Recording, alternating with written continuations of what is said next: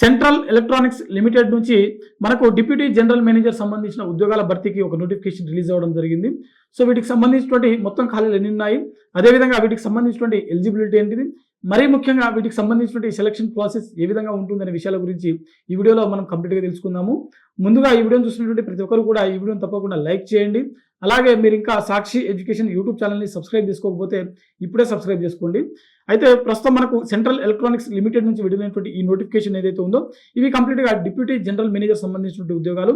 ఇందులో మనకు electrical, electronics, అదేవిధంగా మైక్రోవేవ్, అదేవిధంగా డిప్యూటీ ఇంజనీరింగ్ సంబంధించినటువంటి గ్రాడ్యుయేట్ ట్రైనింగ్ ఏవైతే ఉన్నాయో వీటికి సంబంధించినటువంటి ఖాళీలు ఉన్నాయన్నమాట. సో విభాగాల వారీగా మనకు వేరే సంబంధించినటువంటి విభాగాలకు సంబంధించినటువంటి ఖాళీలు అయితే ఇక్కడ మనకు స్పష్టంగా మెన్షన్ చేయడం జరిగింది.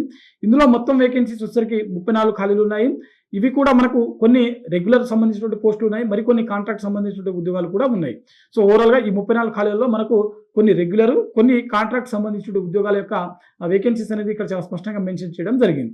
అయితే వీటికి సంబంధించినటువంటి సెలెక్ట్ అయినటువంటి అభ్యర్థులకు శాలరీ ఒకసారి చూసినట్లయితే మంత్లీ 17,500 నుంచి 2,20,000 వరకు జీతం అనేది చెల్లించడం జరుగుతుంది. అంటే 17,500 నుంచి 2,20,000 వరకు మనకు పర్ మంత్ అనేది జీతంగా చెల్లించడం జరుగుతుంది. అదేవిధంగా వీటికి సంబంధించిన అప్లికేషన్ ప్రాసెస్ చూసినట్లయితే ఫిబ్రవరి 11వ తేదీన వీటికి సంబంధించిన అప్లికేషన్ ప్రాసెస్ అనేది మొదలవడం జరిగింది. మార్చి 3వ తేదీ వరకు అఫీషియల్ వెబ్సైట్ అయినటువంటి ఇది మనకు సెంట్రల్ ఎలక్ట్రానిక్స్ లిమిటెడ్ సంబంధించిన వెబ్సైట్ ఏదైతే ఉందో CELindia.co.in అనే వెబ్సైట్ ద్వారా మనము వీటికి సంబంధించిన అప్లికేషన్ ప్రాసెస్ అనేది కంప్లీట్ చేసుకోవచ్చు అనమాట. సో ఇది కంప్లీట్గా మనకు ఆన్లైన్ ద్వారానే దరఖాస్తు చేసుకోవాల్సి ఉంటుంది. వీటికి సంబంధించిన సెలక్షన్ ప్రాసెస్ ఒకసారి చూసినట్లయితే సెలక్షన్ ప్రాసెస్ వచ్చేసరికి ముందుగా వచ్చినటువంటి అప్లికేషన్స్ ఆధారంగా షార్ట్ లిస్టింగ్ అనేది చేస్తారనమాట. ఆ తర్వాత వీరందరికీ ఒక టెస్ట్ అనేది కండక్ట్ చేయడం జరుగుతుంది. టెస్ట్లో క్వాలిఫై అయినటువంటి అభ్యర్థులకు ఇంటర్వ్యూ అనేది కండక్ట్ చేస్తారు. ఇంటర్వ్యూలో పాస్ అయిన తర్వాత డాక్యుమెంట్ వెరిఫికేషన్ అనేది నిర్వహించడం జరుగుతుంది.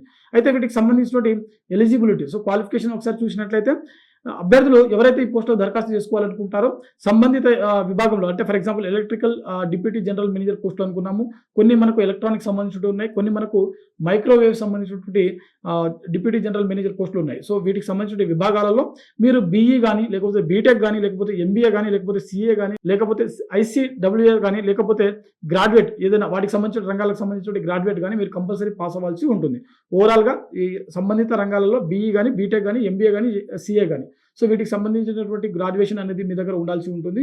సో ఎవరైతే ఈ సంబంధిత రంగాలలో సంబంధిత సబ్జెక్ట్ సంబంధించినటువంటి గ్రాడ్యుయేషన్ ఉన్నటువంటి అభ్యర్థులు మాత్రమే ఈ పోస్టులకు దరఖాస్తు చేసుకోవాల్సి ఉంటుంది. ఓవరాల్గా మనకు సెంట్రల్ ఎలక్ట్రానిక్స్ లిమిటెడ్ నుంచి విడుదలైనటువంటి 34 ఖాళీలకు సంబంధించినటువంటి ఈ నోటిఫికేషన్ యొక్క కంప్లీట్ డీటెయిల్స్ ఈ విధంగా ఉందన్నమాట.